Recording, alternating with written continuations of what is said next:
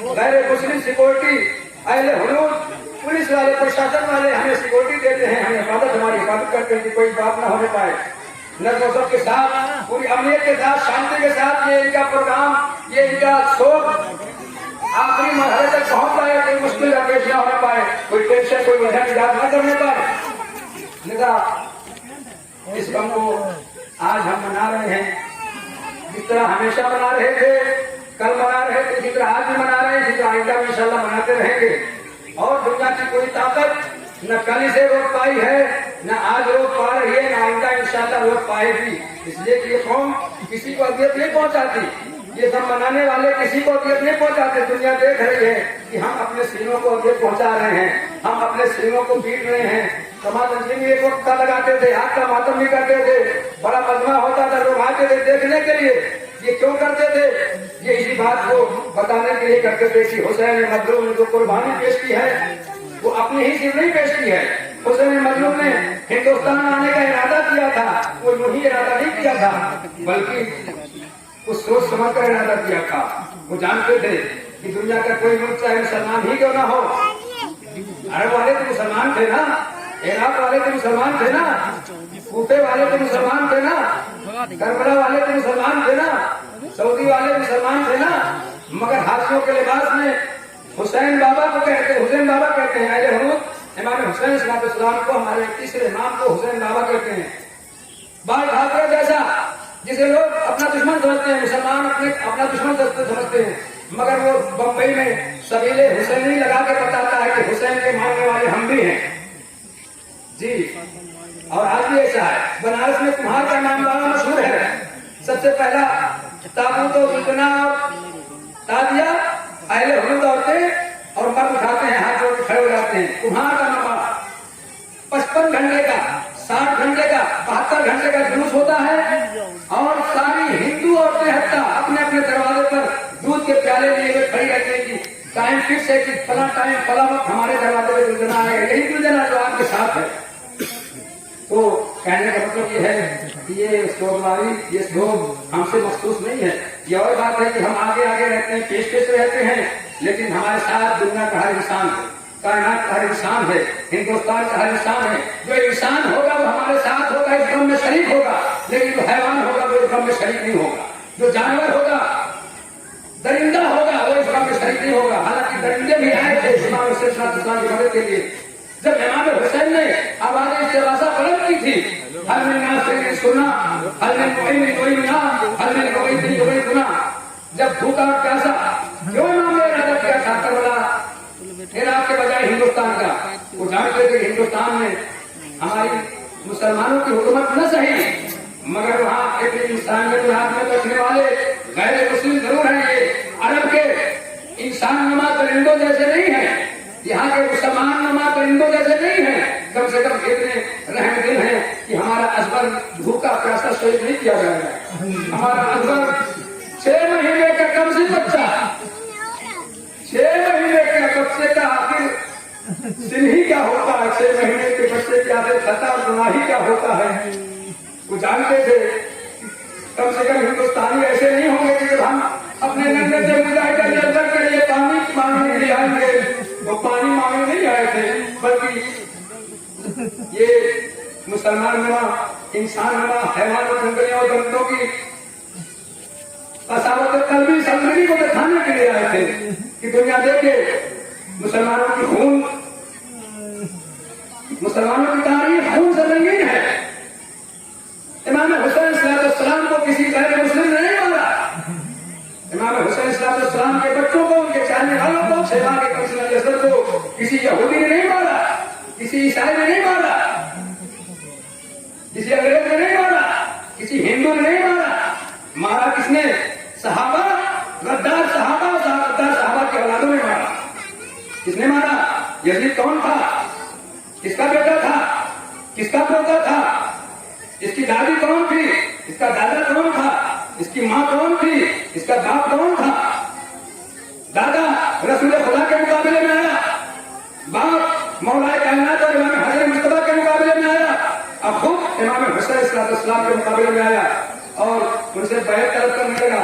مگر کربلا نے کہا اگر میں بیعت کر لوں تو اس جبकि इंसानियत दम घोट घोट कर मर जाएगी, मैं इंसानियत को बचाने के लिए, मैं आदमियत को बचाने के लिए, मैं शराफत को बचाने के लिए, मैं कमजोरों का साथ देने के लिए, मैं मजलूमों का साथ देने के लिए अपनी ही कुर्बानी दी, बल्कि हत्ता अपने शैमा के कम से बच्चे अजहर की कुर्बानी पेश कर दूंगा, ताकि दुनिया देखे कि ये मुसलमान होने के बावजूद कितने संगीन है, ये रसूल का कलमा जरूर पढ़ रहे हैं, ये नमाज जरूर पढ़ रहे हैं, ये हाजियों के लिबास में हत्या तलवारें लेकर आ गए थे खाने काबा के आसपास और मक्का मुकरमा में हुसैन मजलूम को कत्ल करने के लिए।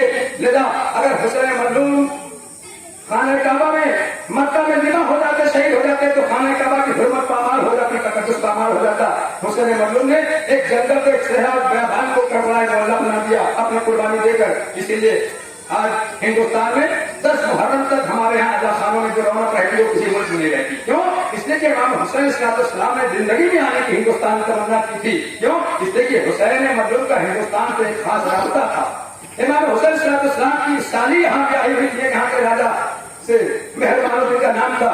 वो जानते थे कि हमारी रिश्तेदारी भी है, हमारी साली भी आई है, और अब तक यहाँ से बाकायदा हुसैनी ब्राह्मणों की फौज गई थी इमाम हुसैन इस्लाम की मदद के लिए।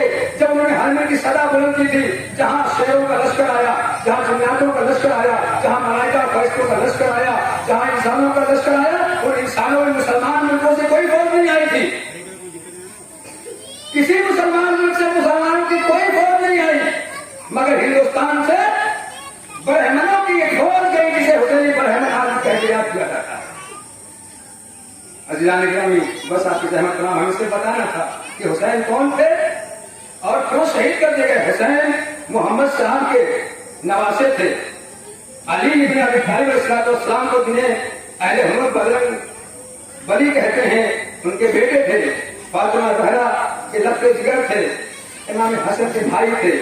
मौलाए कायनात का नाम उनकी किताबों में गीता वगैरह में मिलता है, एहतराम के साथ मिलता है। पैगंबर का नाम उनकी किताबों में कुरान वगैरह मिलता है, गीता वगैरह मिलता है। इमाम हसन इमाम हुसैन का सारे इमाम का नाम मिलता है। वो जानते थे, उन्हें बताना है हुसैन कौन थे। हुसैन एक ऐसा इंसान था जो इंसानियत को बचाने के लिए एक यजीद जैसे राक्षस से मुकाबले के लिए आ गया, और अगर जंग के लिए आए होते तो तन्हा हुसैन की जात काफी थी, हुसैन काफी थे यजीद और सारे यजीदों को वासिल जहन्नम करने के लिए। और आखिर में करके बताया भी, मगर वो बता रहे थे कि हम जंग के लिए आए। अली असगर के लिए पानी की जरूरत नहीं थी, वो चाहते थे रहे खुराक खाकर घूट के चली आती, मगर ये मुसलमान नमाज दरिंदों को दरिंदगी दिखाना चाह रहे थे कि देखो इन मुसलमान चेहरों के साथ दाढ़ी वालों ने नमाज पढ़ने वालों में हुसैन मजलूम ने कहा जा रहा है कि हुसैन तुम्हारी नमाज पढ़ने में कबूल नहीं होगी। जिनके घर से नमाज चली, जिनके घर से इस्लाम चला, जिनके घर से कुरान चला, जिन्होंने वाजिबात और अहकामात सिखाए, जिन्होंने इल्म और मारिफत की रोशनी फैलाई पूरी दुनिया में, इंसानियत का दर्ज दिया, उन्हें ताला किया जा रहा है हुसैन तुम्हारी नमाज कभी पूरी नहीं होगी। आज भी यही सोचा जा रहा है, समझा जा रहा है कि हुसैनी ये नमाज पढ़ते हैं कि नमाज सही नहीं होती।